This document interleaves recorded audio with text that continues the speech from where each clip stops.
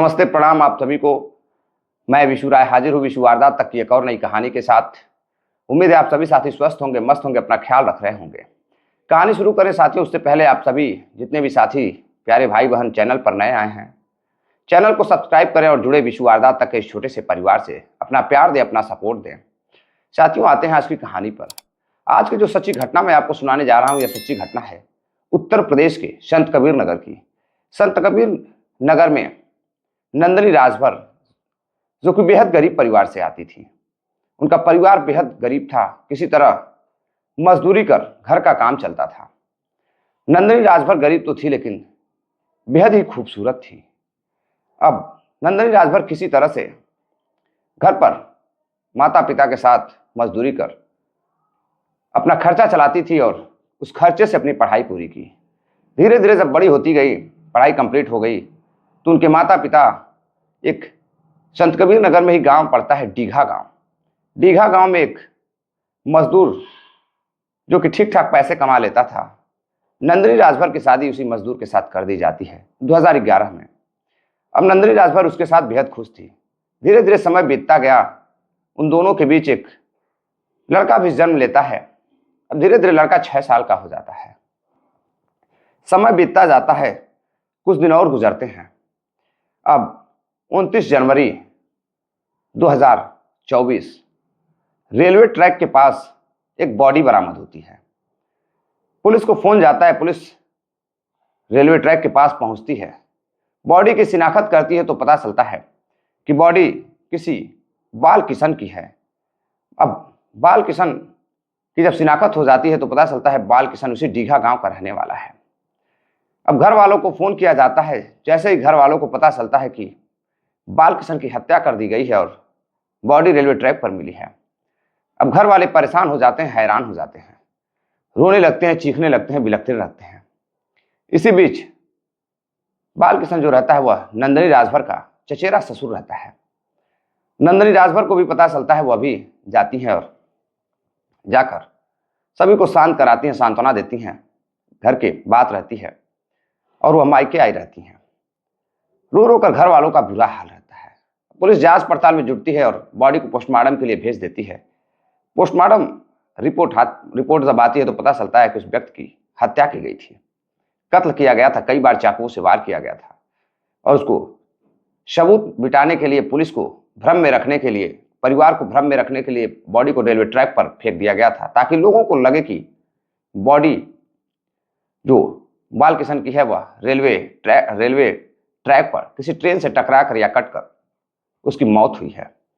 Police जांच पड़ताल में जुटती है, घर वालों से पूछताछ करती है तो घर वाले बताते हैं कि गांव का ही रहने वाला एक श्रवण यादव, जो कि बहुत ही दबंग आदमी है, उसके जो दोस्त हैं वो भी बहुत दबंग हैं, कई बीघे जमीन थी, उसको श्रवण यादव को बेच दिया गया। लेकिन श्रवण यादव ने रजिस्ट्री करा ली लेकिन पैसा नहीं दिया, और जब पैसे देने की बात आती थी श्रवण यादव धमकियां देता था।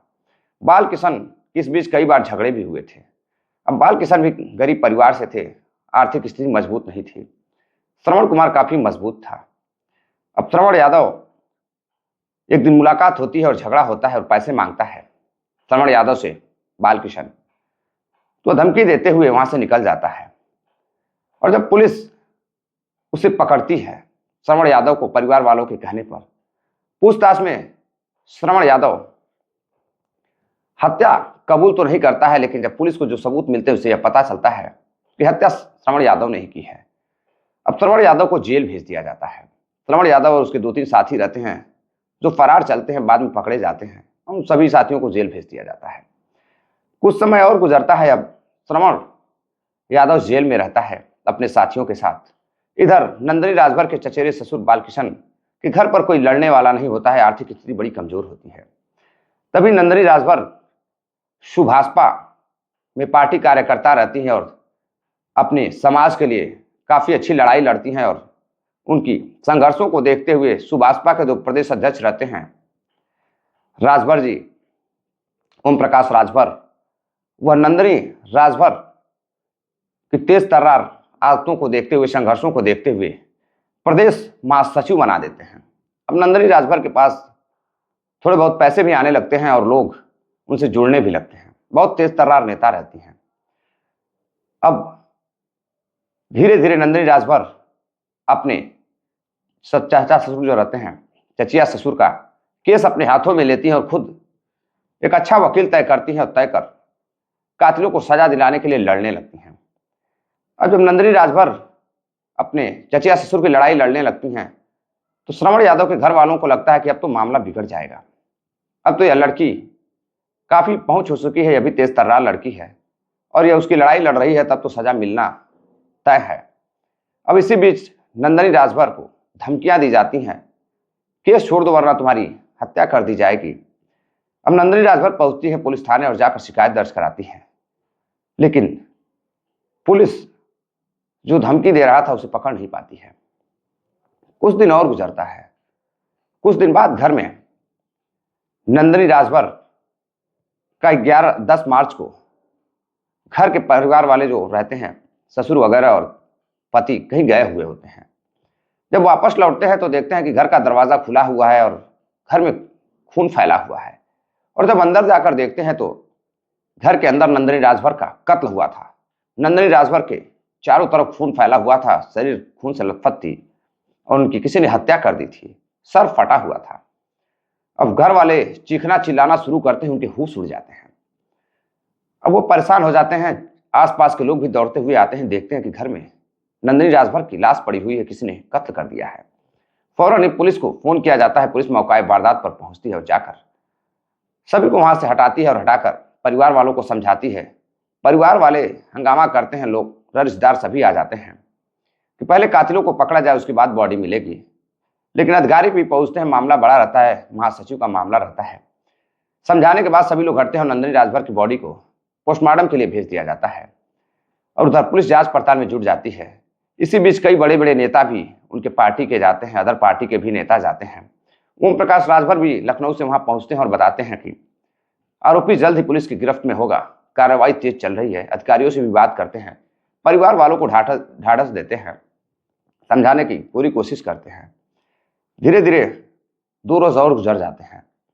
पोस्टमार्टम रिपोर्ट आती है तो पता चलता है कि नंदिनी राजभर के सर पर किसी भारी चीज से वार किया गया था, जिससे उनका सर फट गया था और काफी खून बहने से उनकी मौत हो गई थी।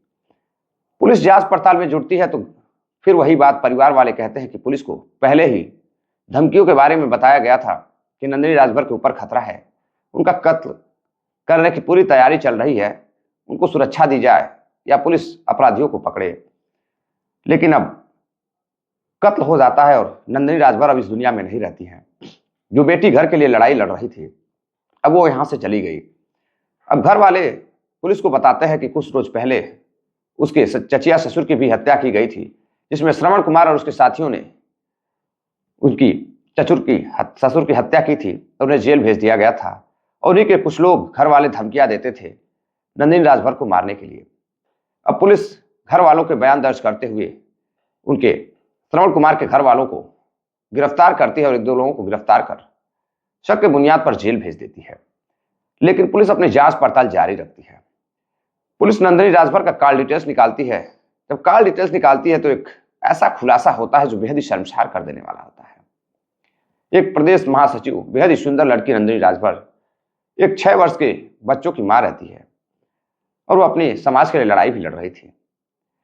लेकिन इसी बीच उसकी मुलाकात होती है एक साहुल राजभर, जो कि बेलहर थाना के बनौली गांव का रहने वाला होता है। इसी बीच बातचीत करते करते वो अभी उसी पार्टी का कार्यकर्ता रहता है। धीरे धीरे समय बीतता जाता है, दोनों की दोस्ती हो जाती है और दोस्ती इस कदर गहरी हो जाती है कि दोनों एक दूसरे को मोहब्बत करने लगते हैं। मोहब्बत धीरे धीरे बढ़ने लगती है, दोनों साथ भी रहने लगते हैं। कई बार बाहर मिलते भी, समय भी व्यतीत करते आते जाते रहते। दोनों की फोन कॉल पर बातें भी होती। धीरे धीरे और समय गुजरता गया। नंदिनी राजभर अपने समाज के एक बहरा चेहरे के रूप में उभर रही थी। लेकिन साहुल को पता चलता है कि नंदिनी राजभर का एक प्रेमी भी है। अब नंदिनी राजभर से वह बात करता है और कहता है कि मैं जब तुमसे प्यार करता हूं तो तुम किसी और से कहां व्यस्त रहती हो और तुम्हारा वह प्रेमी कौन है। नंदिनी राजभर बेहद समझाने की कोशिश करती है, लेकिन साहुल समझने को तैयार नहीं रहता है। साहुल को लगता था कि कोई और है उसका जो उसकी जिंदगी में आ चुका है। और इधर साहू राजभर नंदिनी राजभर को दिलो जान से चाहता था। नंदिनी राजभर भी उसे बहुत प्यार करती थी। उधर नंदिनी राजभर का पति जो एक मजदूर था, मजदूरी कर किसी तरह से अपना घर चलाता था, घर के खर्च को चलाता था, बच्चे का पालन पोषण करता था। कुछ दिन और गुजरता गया। नंदिनी कहीं फोन पर बातें कर रही थी तो शाहुल फोन करता है और देखता है कि उसका कॉल वेटिंग में आ रहा है। अब उसे गुस्सा आ जाती है। कुछ देर बाद फिर साहुल फिर फोन करता है, फिर वेटिंग में काफी देर तक रहता है। कुछ देर बाद नंदिनी राजभर साहुल को फोन करती है और कहती है कि मैं वेटिंग में थी, बार बार परेशान क्यों कर रहे थे। अब राहुल राजभर को गुस्सा आ जाता है, वह उल्टी सीधी बातें कहता है और गुस्सा इस कदर हो जाता है कि अब वह घर वालों के बाहर जाने की तलाश में रहता है। एक दिन उसे पता चलता है कि उसके घर वाले कहीं बाहर गए हुए हैं और वो पहुंचता है नंदिनी राजभर के घर। जाकर घर में बातचीत करता है और बातचीत करते हुए समय मिलते ही जैसे ही वह पानी लाने के लिए पीछे मुड़ती है, वैसे ही वहां पर रखे हुए एक हथौड़े से वह वार कर देता है। उसका सर फट जाता है और कई बार में उसकी मौत हो जाती है। अब वह मौका पाकर वहां से फरार हो जाता है। अब पुलिस को कॉल डिटेल्स मिलती है कि जो सबसे ज्यादा कॉल साहुल पे ही वो करती थी और उससे बातचीत करती थी। अब पुलिस साहुल को गिरफ्तार करती है। गिरफ्तार कर पूछताछ करती है तो साहुल टूट जाता है और अपनी सारी हकीकत बयां करता है। वह पुलिस को बताता है कि उसका संबंध नंदिनी राजभर के साथ था, प्रेम संबंध था और कई वर्षों से था। इसी बीच उसे शक होता है कि नंदिनी राजभर किसी और से बातें कर रही है, किसी और से प्रेम संबंध था। इसलिए उसने ठान ली कि कहीं उसकी मोहब्बत टूट न जाए, वह दूर न हो जाए। वह बर्दाश्त नहीं कर पा रहा था और एक दिन मौका पाकर नंदिनी राजभर के घर जाता है और नंदिनी राजभर का कत्ल कर देता है। और वह अच्छी तरह से जानता था कि यह कत्ल का इल्जाम श्रवण यादव के घर वालों पे आएगा। इसीलिए उसने हत्या कर वहां से फरार हो गया। अब पुलिस उसे गिरफ्तार करती है और गिरफ्तार कर हत्या के जुर्म में जेल भेज देती है। दरअसल साथियों, इस कहानी को सुनाने का उद्देश्य आपको जागरूक करना है, सावधान करना है, किसी को हैरान करना या परेशान करना नहीं है। यह थी नंदिनी राजभर के कत्ल की पूरी कहानी। चलते चलते कुछ साथियों ने कमेंट किया है, जिनमें हिमेश सिंह हैं, देवसागर बुद्ध हैं, दाना सिंह बुलंदशहर यूपी के रहने वाले हैं, लालू तिवारी हैं, रविंद्र प्रसाद हैं, सत्यम सिंह हैं, मोनू यादव हैं लखनऊ से, राहुल सिंह हैं गुजरात से। आप सभी साथियों का बहुत बहुत धन्यवाद। मिलते हैं एक और नई कहानी के साथ। तब तक के लिए आप सभी साथी अपना ख्याल रखिए, इजाजत दीजिए। जय हिंद, नमस्कार।